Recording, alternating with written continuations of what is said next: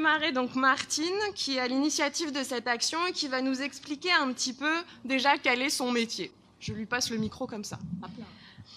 Donc mon métier, c'est le métier qu'on appelle conservateur de musée. Alors effectivement, on conserve des collections, ici 100 000 images qui sont dans nos réserves, mais aussi on les exploite, c'est-à-dire on les fait connaître, et pour les faire connaître, on fait des opérations comme celles auxquelles vous avez participé. On fait aussi des expositions permanente, et on travaille aussi en recherche sur ces images-là.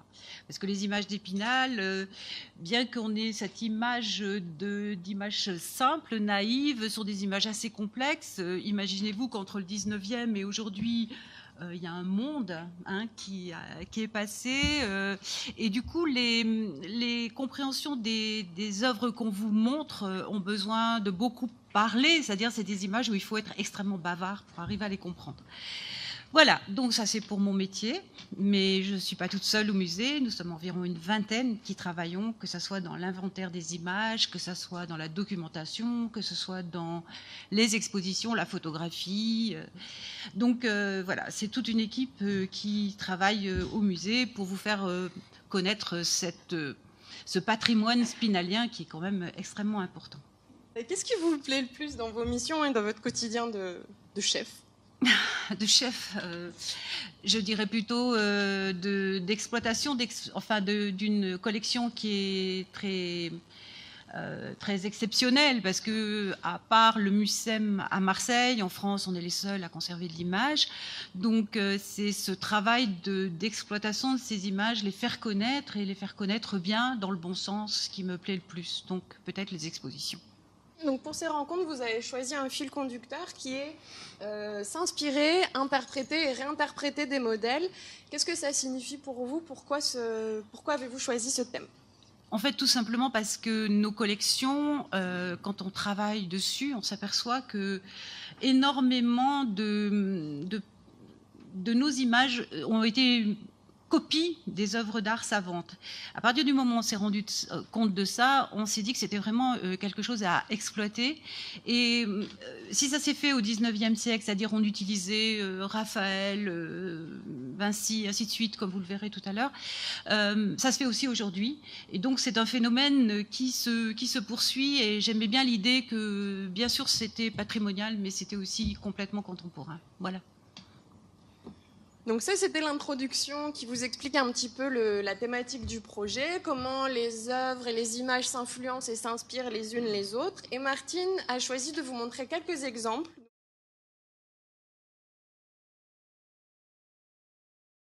Je vais essayer de vous faire comprendre quelque chose. Ça vous dit quelque chose ? Ça vous émeut, ça vous intéresse ? Non. C'est ma mère.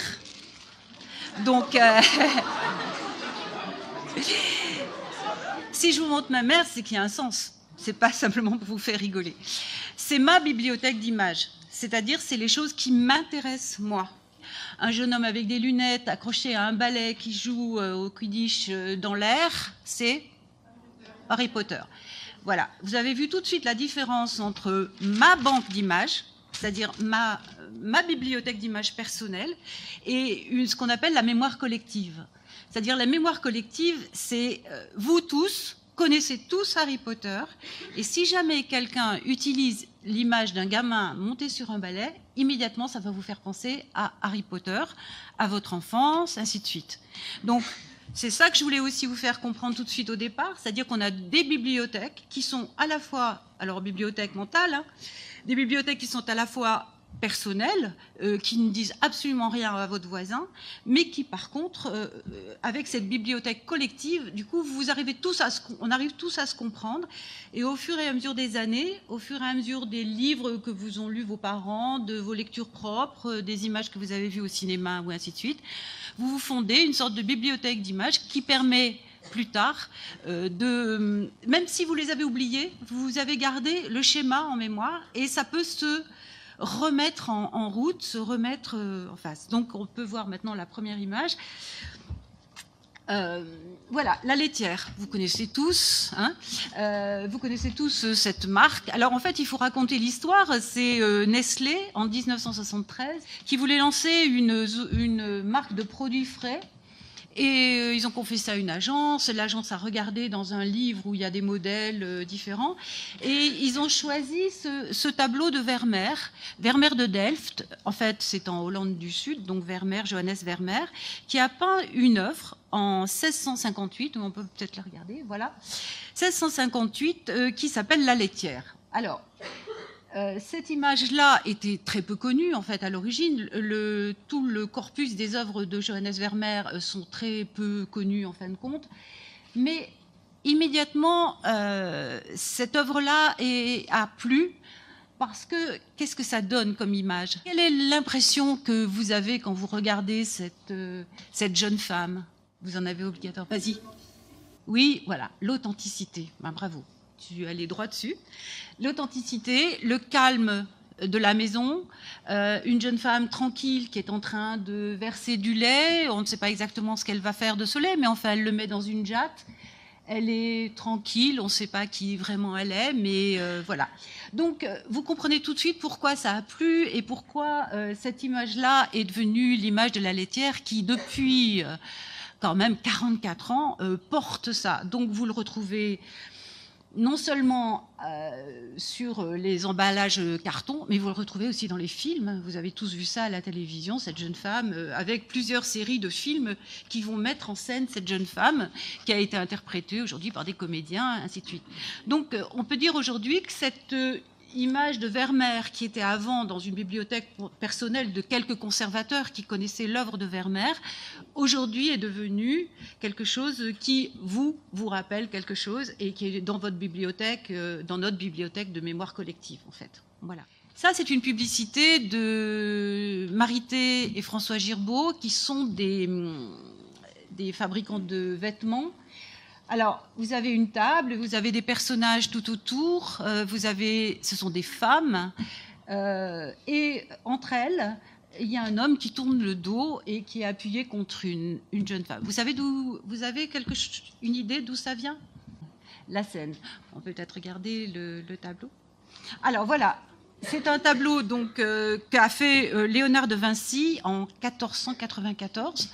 Dans le couvent des Dominicains et dans comment s'appelle où on mange, donc dans le réfectoire, voilà, dans le réfectoire des Dominicains.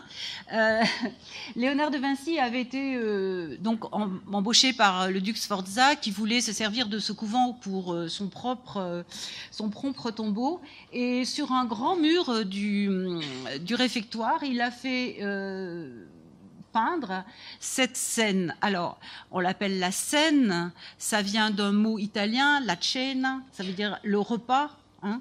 Donc, obligatoirement, aujourd'hui, on l'a francisé, c'est devenu la scène. Cette œuvre a été peinte donc en 1494, en 94 et 98. Il y a passé beaucoup de temps. Mais Léonard de Vinci faisait toujours des expériences terribles. Donc, il a essayé de travailler là directement sur un enduit sec.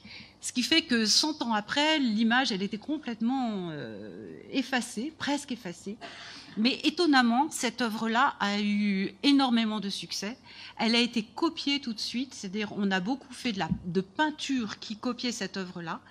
On a fait aussi des gravures, enfin ça s'est diffusé de partout, au point que Napoléon, quand il est arrivé en Italie, donc 1798, ainsi de suite, il est allé immédiatement voir la scène à Milan.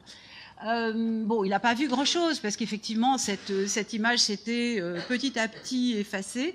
Mais grâce à tout ce qu'on gardait en mémoire, c'est-à-dire les copies, les gravures, tout ça s'est diffusé, c'était parti dans une mémoire collective. Donc, l'idée du dernier repas... Alors, vous remarquez qu'ici... ce sont tous des hommes, ce sont les apôtres, c'est-à-dire les 12 personnes qui ont accompagné Jésus-Christ au dernier repas avant qu'il meure et sa passion.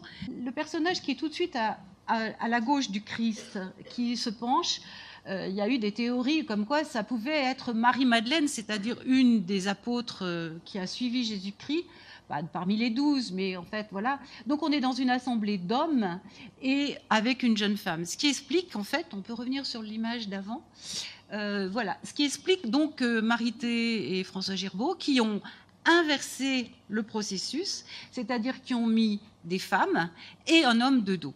Alors, je vous raconte un peu quand même, ça c'est un peu, il y a eu des procès autour de cette image, ce qui a aussi aidé, parce que utilisation d'une image religieuse pour des fins plutôt commerciales, ça a été un petit peu compliqué. En fait, cette image a été acceptée, les détracteurs ont été déboutés, et donc en fait, voilà. Aujourd'hui, c'est le fait, je pense que cette image soit devenue une image de la mémoire collective a fait que justement, c'était pas vu comme une propagande religieuse ou anti-religieuse, mais quelque chose d'extrêmement important. Donc, on revient à l'image originale, on revient à l'image d'Épinal. On l'a pas parlé. Donc, imagerie à Épinal, ils ont utilisé cette image-là, voilà, pour en faire aussi une image. Donc, je vous parlais des copies de peinture, je vous parlais des gravures, hein, qui sont généralement gardées chez des collectionneurs, des gens assez aisés pour acheter une gravure en taille douce, c'est-à-dire sur cuivre. Il faut avoir un certain patrimoine financier. Et l'imagerie, qui, elle, vendait des images à 2 sous, elle a diffusé cette image, elle aussi. Donc, ce qui on peut dire que c'est passé directement dans la mémoire collective. Et la scène est devenue quelque chose qui, cette forme de table allongée avec tous les personnages en rang derrière, c'est devenu donc quelque chose qui fait partie de notre mémoire collective. Au point que, voilà, vous avez toutes les utilisations les unes après les autres. Donc, je peux vous donner les utilisations diverses et nombreuses. Il y a du golf à gauche, il y a des ordinateurs, il y a un raticide en bas à gauche. Vous voyez, les personnages sont des rats. Et pour finir le truc, il y a Homer qui, effectivement, utilise ça. Donc, je pense que vous serez... On est tous appelés à voir un jour ou l'autre ressortir cette image, cette longue file de personnages. Donc, je pense que je vais m'arrêter là parce que je crois que, à mon avis, le concept, vous avez compris. Et l'imagerie fait appel à énormément d'images de ce type, des images de peinture savantes, de Raphaël, Rubens, ainsi de suite. Et petit à petit, grâce à ces médias qui diffusent ces images, elles tombent dans ce qu'on appelle notre patrimoine commun, notre mémoire collective. Et c'est là qu'en fait, on va pouvoir les réutiliser pour en faire autre chose. Voilà. Merci. Plaisir.